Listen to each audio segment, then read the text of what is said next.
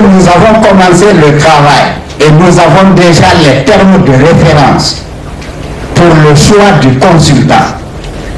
Je précise que nous n'avons pas de problème quant au choix du consultant. Je dis que nous avons deux options.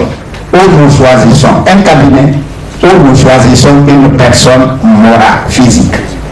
Le lancement du dossier d'appel d'offres jusqu'à la réception des offres, à l'adjudication, c'est 99 jours.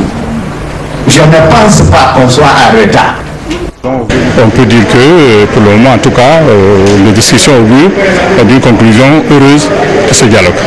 Nous espérons surtout que cette fois-ci, à la différence du dialogue qui s'est déroulé en 2013, que les décisions que nous allons prendre vont être effectivement appliquées et qu'on ne se contentera pas de discuter, de se mettre d'accord et de signer les documents, mais que chacun respectera les engagements auxquels il aura librement souscrit au terme de ce dialogue.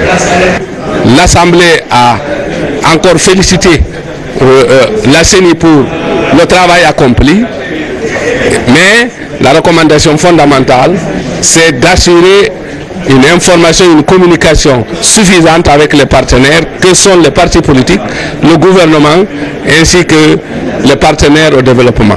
Il y a un comité de suivi. À l'intérieur du comité de suivi, il y aura un comité de veille qui va veiller à l'application, l'applicabilité justement de toutes les résolutions qu'on va donner à la CENI. L'espoir est permis. Il faut qu'on se parle, il faut qu'on arrive à trouver des solutions idoines dans notre pays.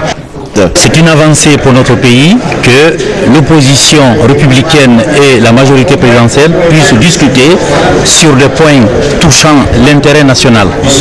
Il y a eu consensus sur tous les points. Le premier point, c'était le choix de l'opérateur technique. Ça a été fait hier.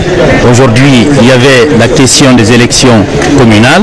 Il y avait la question de la neutralité de l'administration par rapport aux partis politiques, l'accès aux médias des partis politiques d'opposition, la question de la sanction, la recherche et la sanction des auteurs d'infractions à caractère politique liées aux manifestations et liées aux dernières élections législatives et l'indemnisation des victimes.